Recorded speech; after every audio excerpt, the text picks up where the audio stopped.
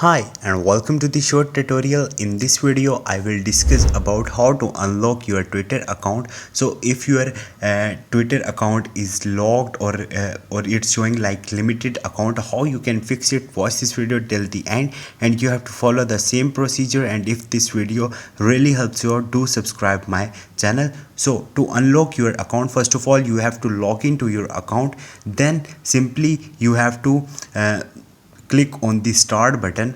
Once you will do it, after that you have to enter your phone number. Once you will enter, they will send a code on your sim card, the number you have provided or associated with the Twitter account. And once they will verify it, you can simply submit to unlock your account.